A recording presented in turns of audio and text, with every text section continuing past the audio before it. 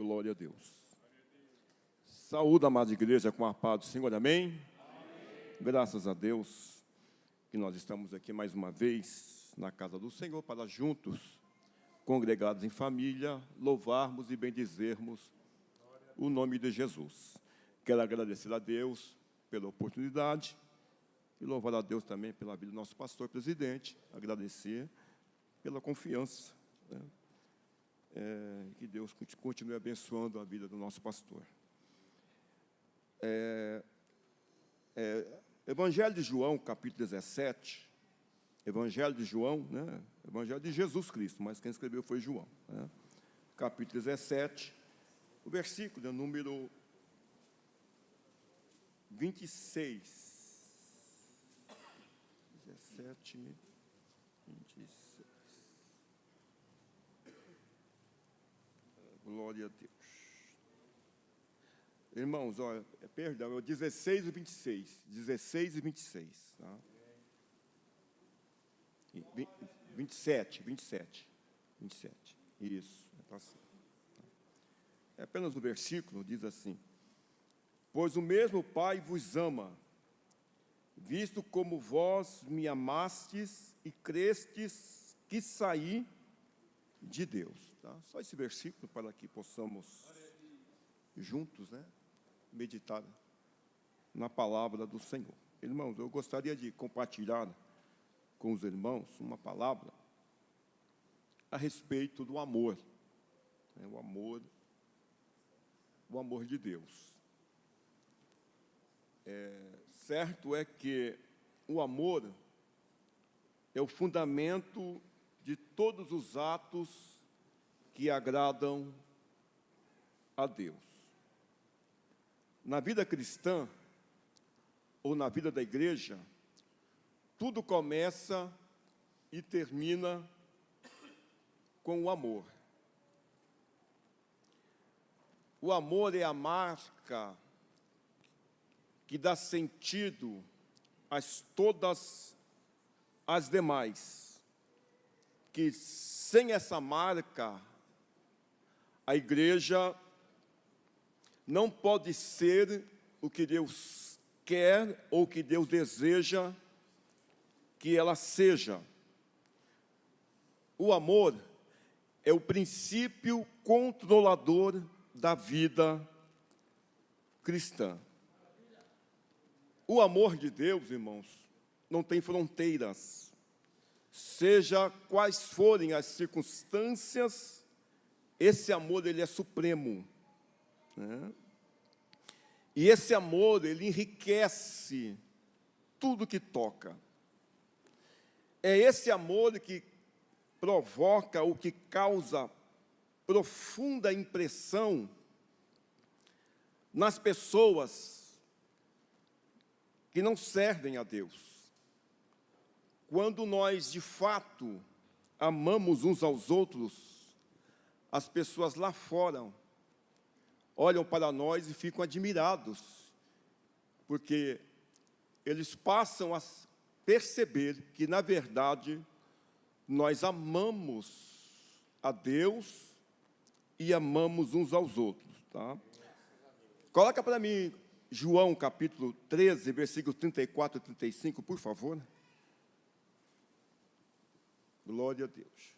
Olha Jesus dizendo: um novo mandamento vos dou, que vos ameis uns aos outros, como eu vos amei a vós, que também vós ameis que vós uns aos outros vos ameis.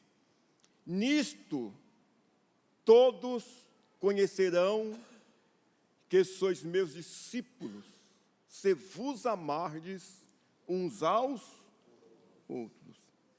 Em 1 João, essa ordem de amar uns aos outros ocorre pelo menos 4 vezes. Tá? Coloca para mim 1 João 3, 11. 1 João 3 e 11. Porque essa mensagem que ouvistes desde o princípio, que nos amemos uns aos outros. O versículo 23, no mesmo capítulo, por favor. E o seu mandamento é este, que creiamos no nome do seu Filho Jesus Cristo, e nos amemos uns aos outros, segundo nos deu mandamento. Tá? Então, a ordem de amarmos uns aos outros, em João, ocorre pelo menos 4, 5, 6 vezes por aí. Tá? Agora, quando João fala desse amor, ele não está falando de um amor abstrato, mas ele está se referindo ao amor em ação. Tá? Não é simplesmente uma emoção, né? Mas um sentimento que deve ser expresso em atos e em verdade. Certo é que esse amor de Deus no coração do crente, ele está relacionado mais com as nossas atitudes externas do que com os sentimentos, ou com os nossos sentimentos internos. Por que eu digo isso, irmãos? Quem de fato ama de verdade, vai materializar de alguma forma esse amor. Então, o amor de Deus, ele não pode ser abstrato, mas ele precisa ser real, visível, concreto, e não de boca para fora. 1 João 3,18, olha o que João diz. Meus filhinhos, não amemos de palavra, nem de língua, mas em obra e em verdade. As pessoas, elas são atraídas por esse amor, o amor genuíno, né? E automaticamente as pessoas, elas são repelidas pelo amor artificial. Mas quando nós de fato amamos a Deus e amamos uns aos outros, nós atraímos as pessoas até a Cristo. Bendito seja o nome do Senhor. Né? Agora, que coisa interessante, quando nós olhamos para a parábola do bom samaritano, que está lá em Lucas 10, a partir do versículo 30 ou 37, não precisa colocar não, os irmãos conhecem bem essa parábola. Quando você olha a figura do bom samaritano, o bom samaritano, ele passa a designar qualquer pessoa que se preocupa com o seu próximo. Né? Em 1 João 3,16, olha o que João diz. Conhecemos o amor nisto, que ele, Jesus, deu a sua vida por nós. E nós devemos dar a vida pelos irmãos. Agora que coisa interessante. Nem sempre nós temos a oportunidade de morrer literalmente pelo próximo. Jesus morreu por nós. Ele deu a sua vida por nós. Mas nem sempre temos essa oportunidade. Mas nós temos a oportunidade de morrer para nós mesmos. De que maneira? Sacrificar os nossos próprios interesses, de modo que as pessoas, o meu próximo, o seu próximo, possa sair lucrando. Você pode dar uma glória por isso? Quando você olha para a parábola do bom samaritano, o bom samaritano foi justamente isso que ele fez. Ele sacrificou o melhor que ele tinha. Ele sacrificou o azeite, ele sacrificou o vinho, que eram coisas valiosas naquela época, e ele sacrificou o dinheiro que ele tinha. Então, note que, quando você olha para a parábola do bom samaritano, ali daquelas 3 figuras daquela parábola, o bom samaritano, né, o sacerdote e o levita, e então podemos fazer a seguinte pergunta para nós mesmos: quem somos nós naquela parábola? Quem somos nós? Nós somos o bom samaritano? Estamos dispostos realmente a sacrificar nós mesmos para ver o nosso próximo alegre, feliz, abrir mão de alguma coisa, abrir mão de coisas valiosas para ajudar o nosso próximo? Então, fica uma pergunta para a nossa reflexão. Então, nós temos que aprender a sacrificar os nossos próprios interesses para que as pessoas possam sair lucrando. Eu até marquei uma frase aqui que diz assim, ó, se você ama alguém, você será leal a esse alguém, custe o que custar. Você sempre acreditará nele, sempre esperará o melhor dele e sempre se manterá em sua defesa. Então, irmãos, nós temos que verdadeiramente amarmos uns aos outros, não por palavras, mas de obras e em verdade. Falar que ama é uma coisa, demonstrar o amor na prática é outra coisa. Um dos fundamentos principais do cristianismo é a prática de vida cristã. Se você diz que é cristão e não pratica o cristianismo, fica difícil. Mas que possamos nesta noite, irmãos, aqui, realmente amarmos uns aos outros, demonstrar esse amor uns para com os outros, para que o nome do Senhor venha a ser glorificado na nossa vida. Outra coisa também, uma das expressões mais profundas do amor é a aceitação. Romanos 5:8, mas Deus prova o seu amor para conosco, em que Cristo morreu por nós, sendo nós ainda pecadores. Então aí está uma das expressões mais profundas do amor. O Senhor nos aceitou como nós éramos. Deus nos aceita em Cristo. E que essa aceitação é a base do nosso relacionamento com Ele. Ele nos aceitou assim como nós éramos. Não éramos merecedores, mas Ele nos aceitou. É por isso que nós estamos aqui. Eu achei interessante, eu estava lendo um comentário, e no comentário o autor diz assim, olha, não há nada que você pode fazer para ganhar mais amor de Deus, porque Deus já te dá tanto amor, que é impossível você medir esse amor. E também não há nada que você consiga fazer para que Deus lhe ame menos. O certo é que Deus nos ama com um amor profundo, com um amor glorioso, a ponto de dar o seu único filho para morrer.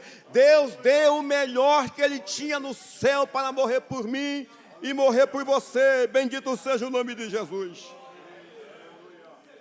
E a outra coisa interessante que eu vejo, irmãos, olha que coisa linda. Quando eu compreendo e aceito esse amor, eu posso amar-me e aceitar-me. Se eu me aceito, se eu passo a me amar, me aceitar, então isso significa também que eu aceito o outro. Quando eu me esforço para vê-lo, para vê-la, como Deus vê. Porque Jesus disse lá em Mateus 37, 39, por favor, que nós temos que amar a Deus, né? Mateus 22, 37 ao 39. Amarás o Senhor teu Deus de todo o teu coração, de toda a tua alma, de todo o seu pensamento. Esse é o primeiro grande mandamento, versículo 39. E o segundo, semelhante a este, e amarás o teu próximo como a ti mesmo. Você se aceita? você se ama, então também você precisa aceitar e amar a pessoa que está mais próximo de você, porque Ele nos aceitou como nós éramos, e quem somos nós, irmão, para não amar o nosso próximo? Então que Deus tenha misericórdia de nós. E se nós amamos de fato, Efésios 4:2, por favor, aqui diz o texto, Efésios, com toda a humildade e mansidão, com longanimidade, suportando-vos uns aos outros, em amor. Tem pessoas, irmãos, que só vai suportando, não é verdade? Mas nós temos que amar. Cristo nos amou, nos aceitou. Então nós temos que amar, suportar uns aos outros em amor. Agora, esse amor, ele não acontece simplesmente, né? Esse amor, ele tem que ser seguido. Esse amor precisa ser o alvo de cada cristão. Esse amor precisa ser o estilo de vida, o alvo supremo a ser seguido. Em 2 Timóteo 2:22, Paulo aconselha Timóteo, foge do desejo da mocidade, mas porém segue a fé e o amor. Oh, glória! Então que cada um de nós nesta noite possamos fazer isso, fazer desse amor estilo de vida, que nós possamos amar de fato. Outra coisa, esse amor ele precisa ser estimulado. Hebreus 10:24 para mim, por favor. E consideremos-nos uns aos outros para nos estimularmos ao amor e às boas obras. Estimular significa aquilo que ativa a ação orgânica na igreja. O amor, ele é o sistema circulatório do corpo de Cristo. E lá em Efésios 4:16, diz o texto que a igreja, o corpo cresce, olha lá, faz o aumento do corpo e a sua edificação em amor, porque tudo que tem vida cresce, desenvolve, e a igreja da mesma forma, a igreja na medida que ela vai amando, vai considerando uns aos outros, ela vai crescendo, porque se não tiver o amor verdadeiro, irmão, não é crescimento, é inchaço. Mas que nesta noite nós possamos crescer no amor, e edificar uns aos outros em amor, bendito seja o nome de Jesus. Esse amor também, ele precisa ser acentuado, aumentado, tem que ser intenso, tem que ser profundo, uma experiência sempre crescente e profundo no corpo de Cristo que somos nós, a igreja. Oh, glória, aleluia. Agora pergunta aos irmãos, qual que é o verdadeiro teste de uma conversão? Coloca para mim em 1 João 13:14. Será que é o fato de nós sermos membros de uma igreja? Ou o fato de nós sermos batizados? Ou o fato de sermos dizimistas? Ou frequentadores regularmente dos cultos? Tudo isso faz parte, irmãos. Mas o verdadeiro teste da conversão é o amor. Nós sabemos que passamos da morte para a vida, nascemos de novo, somos crentes em Jesus, porque amamos os irmãos. Quem não ama seu irmão, permanece na... Então o verdadeiro teste da conversão, minha igreja, é o amor. Oh Deus, a minha alma me ajuda. Oh glória a Deus. Bendito é o nome de Jesus. Agora, outra coisa. Se amamos, de fato, quem ama, perdoa. Foi lida aqui a leitura pastor Lucas, Colossenses 3 e 13, o que ele diz lá? Suportando-vos uns aos outros e perdoando-vos uns aos outros.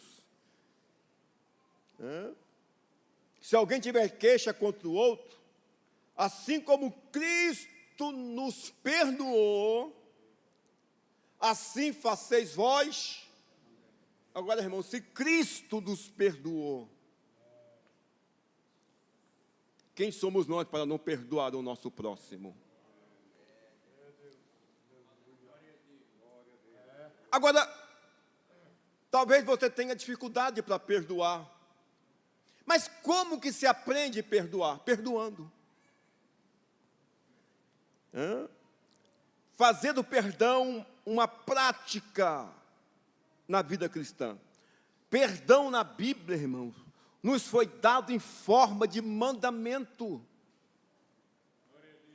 Mandamento. Você não escolhe se perdoa ou não. Tem que perdoar. É mandamento. Assim como Cristo nos perdoou, nós também devemos perdoar. Lá em Mateus 18, 21 e 22, aquela pergunta que Pedro fez para Jesus, né? Então Pedro, aproximando-se dele, disse: Senhor, até quantas vezes pecará meu irmão contra mim, e eu lhe perdoarei? Até 7, a resposta de Jesus. Jesus lhe disse: não te digo que até 7, mas 70 vezes, me parece que é 490 vezes ao dia, né? Essa expressão, irmão, 70 vezes 7 é um termo hebraico que quer dizer sempre, sempre, sempre. Na verdade é que quando Pedro faz essa pergunta para Jesus, Pedro queria que Jesus colocasse o quê, irmãos? Uma regra religiosa. Pedro queria que Jesus colocasse o limite que pudesse ser cumprido, mas aonde há o amor de fato, não há limites e muito menos dimensões. Temos que perdoar. Por que nós precisamos perdoar uns aos outros? Porque todos nós somos falhos. O que é perdão? Perdão é fazer de conta que não aconteceu nada. Perdoar é transferir para Deus o senso de justiça. É declarar, a justiça não pertence a mim, pertence a Deus, então eu vou perdoar, está nas mãos de Deus.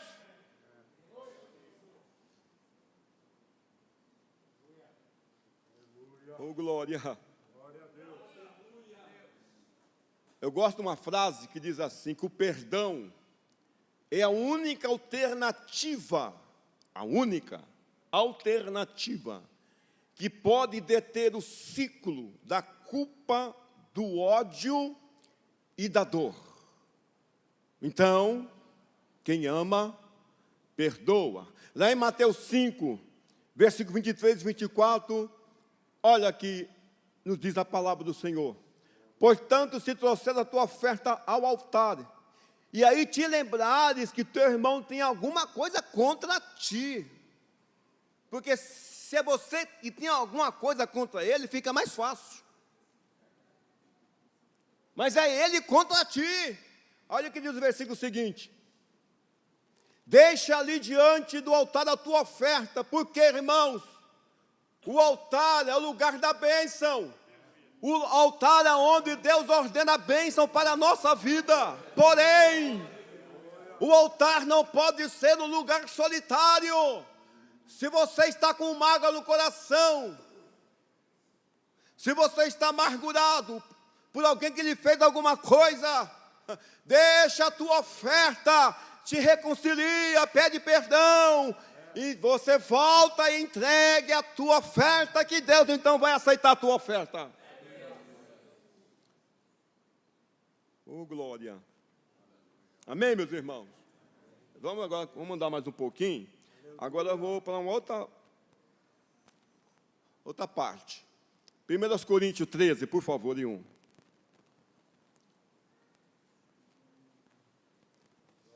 Que Deus tenha misericórdia de nós. Todos nós somos falhos, irmão. Nós estamos aqui para melhorar. Eu costumo dizer uma coisa, irmão. Todos nós temos as nossas fraquezas e as nossas virtudes. Mas como cristão que somos, as nossas virtudes precisam ser maiores que os nossos defeitos. Amém? Olha o que o apóstolo Paulo está dizendo. Ainda que eu falasse língua dos homens e dos anjos, não tivesse amor, seria como metal que soa ou como sino que tine. Irmãos, há quem diga que nós temos religião suficiente para nos fazer odiar, mas não para nos fazer amarmos uns aos outros. Porque o apóstolo Paulo aí está tratando, irmãos, dos dons espirituais. Agora, os dons espirituais, irmãos, por mais empolgantes que eles sejam, maravilhosos que eles sejam, eles serão inúteis, ou até mesmo destrutivos, se eles não forem ministrados em amor. Todos os dons sem amor não são nada. Mas o amor, ainda que não haja dons, é tudo. É tudo. É uma frase que diz assim, ó: se você não tiver amor, você pode falar muito e não produzir nada. Fazer muito e não ser ninguém. Doar tudo que você tem e não abrir mão de nada, se não tiver amor. Quando vocês olham esses 3 capítulos, em que o apóstolo Paulo trata dos dons, o capítulo 12, o capítulo 13 e o capítulo 14. Nestas 3 passagens, em que a imagem do corpo de Cristo, a igreja, ela é usada nas epístolas de Paulo, a ênfase que ele dá é sobre o amor. Ok? Coloca para mim 1 Coríntios 12, 31. Por favor. Portanto, procurai com zelo os melhores dons, e eu vos mostrarei um caminho mais excelente. O apóstolo Paulo está se referindo, esse caminho mais excelente é o quê? É o amor. Tá? Coloca o capítulo 13 para mim, o versículo 13. Capítulo 13, versículo 13. Agora, pois, permanece a fé, a esperança e o... Esses 3, mas o maior destes é o amor. Agora, coloca o capítulo 14, versículo 1, por favor. Segui o amor. E procurai com zelo os dons espirituais. O apóstolo Paulo, irmão, apóstolo Paulo, ele nunca desvaloriza os dons. Nunca fez isso, pelo contrário. Mas ele está dizendo, ensinando a igreja de Corinto, que o amor, sem os dons, não é nada. Não é nada. Porque a principal evidência de maturidade na vida cristã é o amor. O amor maior cada vez mais por Deus, pelo próximo e pelas almas perdidas. Notem que o apóstolo Paulo, quando ele escreve essa carta, ele está tratando dos problemas da igreja de Corinto. Por exemplo, o abuso dos dons de línguas. Estava ocorrendo divisão na igreja. Estava ocorrendo inveja dos dons dos outros. Estava ocorrendo egoísmo. Estava acontecendo até casos de processos judiciais. Estava ocorrendo a impaciência uns para com os outros nos cultos públicos abertos, para que os não crentes pudessem estar na igreja, porque o culto público é para isso. Nós não fazemos culto só para nós mesmos, só para encher a nossa barriga somente. Nós fazemos culto público para que as pessoas que estão lá fora venham para dentro da igreja, ouçam a palavra, ouçam os louvores e se convertam.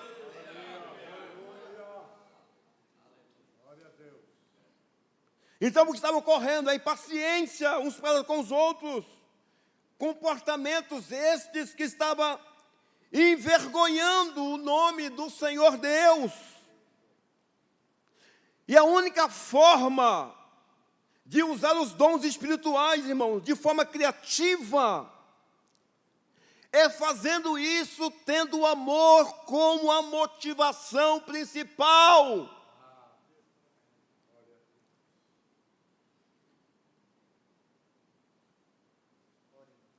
Oh, Deus me ajuda.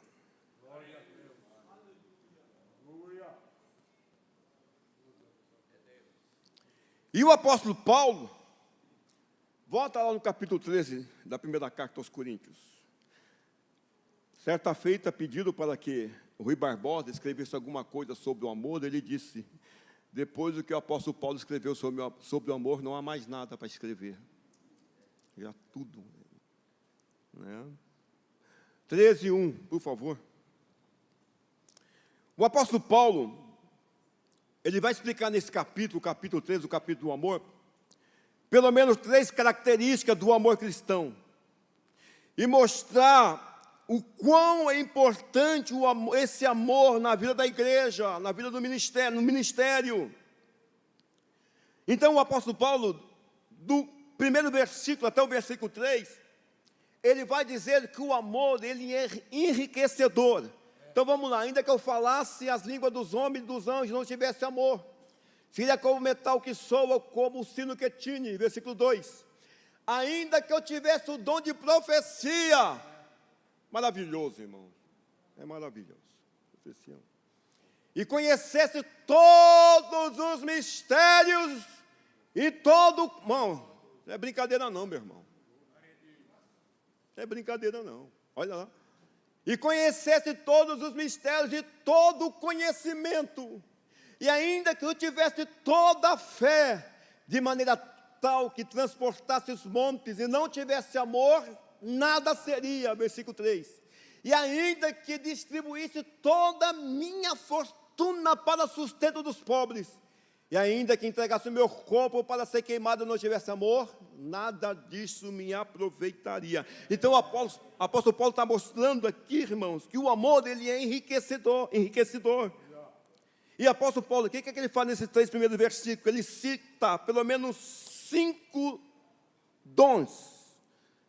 Dons de língua, profecia, ciência, fé e doação.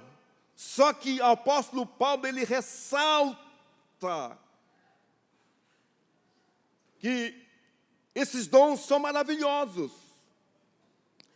mas sem o amor, o exercício desses dons não é nada. Não é nada. As línguas é coisa maravilhosa. Sim ou não? Mas se não tiver amor, é só barulho. Porque os dons, é o amor que enriquece os dons e lhe dá vida. É o amor. Então, segunda coisa, do versículo 4 até o versículo 7, o amor ele é edificante, o saber ensoberbece, mas o amor edifica. O amor é sofredor, é benigno, o amor não é invejoso, o amor não trata com leviandade, não se ensoberbece, não se porta com indecência, não busca seus interesses, não se irrita, não suspeita mal, não folga com a injustiça, mas folga com a verdade. Tudo sofre, tudo crê, tudo espera, tudo suporta. Porque os propósitos dos dons é edificação da igreja. Lá em 1 Coríntios 12, 7, olha o que o apóstolo Paulo diz: mas a manifestação do Espírito é dada a cada um para o que for útil. é para edificar a igreja, é para edificarmos uns aos outros. Isso significa que nós não podemos pensar em nós mesmos, mas nos outros, e que por sua vez existe amor. Eu não posso usar os dons para me autopromover, falar que eu sou melhor que o irmão, de maneira nenhuma. Os dons, e outra coisa, os dons não são nossos, os dons é de Deus. Os dons de Deus já vem perfeito, vem de fora para dentro. Agora o fruto do Espírito é nós que temos que produzir, porque é de dentro para fora. E outra coisa, Deus ele é responsável pelos dons, mas Ele não é responsável pelo mau uso dos dons.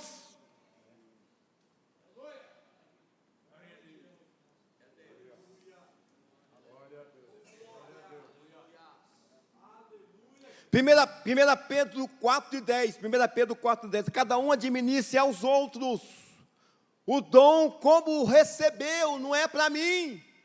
É para edificar o meu irmão, a minha irmã, é para edificar a igreja.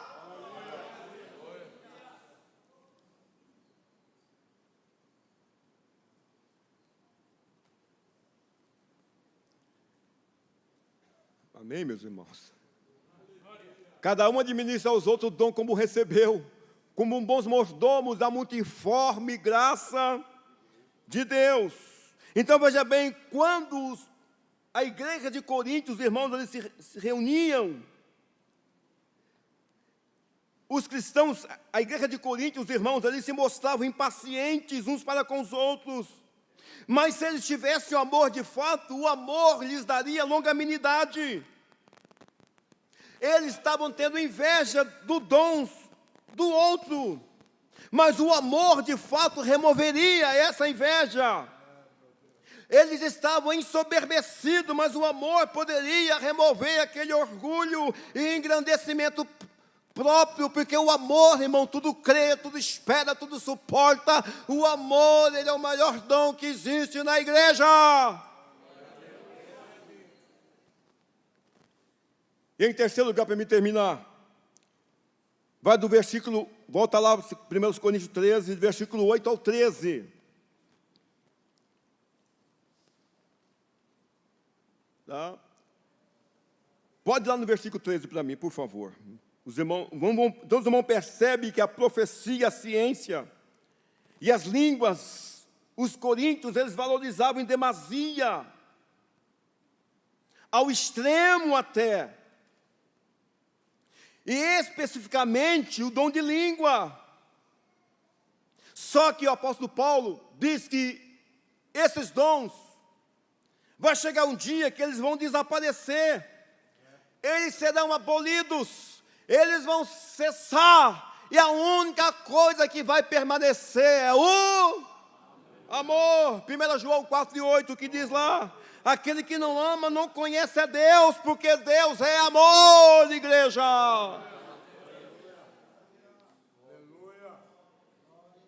Então notem que os irmãos de Corinto, eles eram como crianças, usando brinquedos que um dia, esses brinquedos deixariam de existir.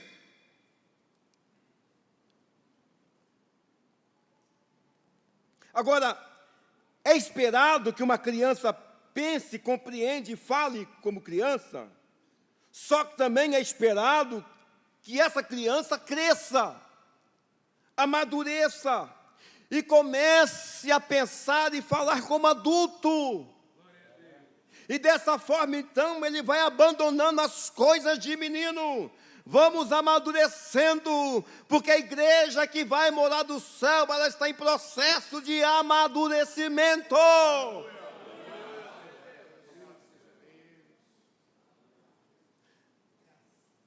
E o bebê, na medida que ele come, na medida que ele dorme, ele cresce naturalmente. Assim somos nós também na igreja, irmãos.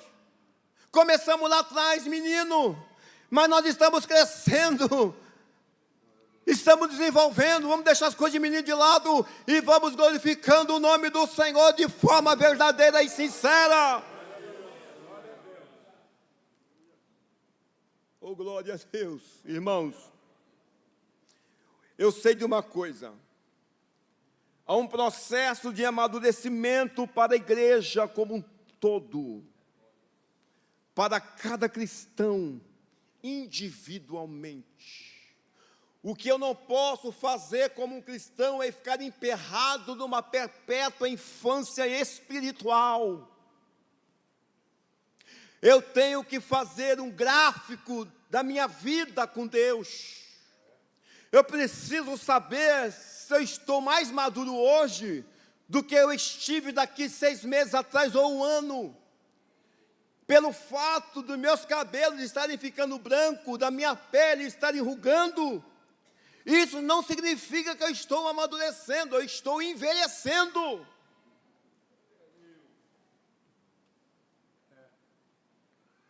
Então, nós temos que amar de verdade, mostrar para as pessoas lá fora que nós verdadeiramente amamos uns aos outros.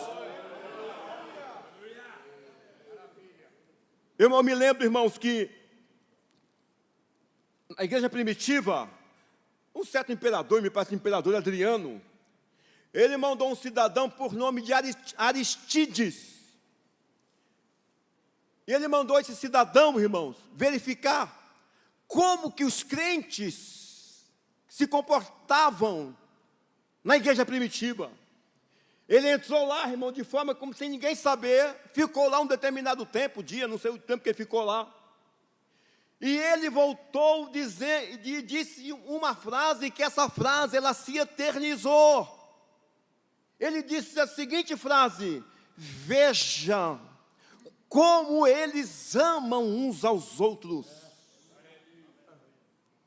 Veja como eles amam uns aos outros. Será se esse homem fosse para o nosso tempo, para o dia de hoje, será que ele voltaria com esse mesmo relatório? Então que Deus tenha misericórdia de nós, irmão. Vamos amar uns aos outros. E que Deus abençoe a amada igreja em nome de Jesus. Obrigado, pastor.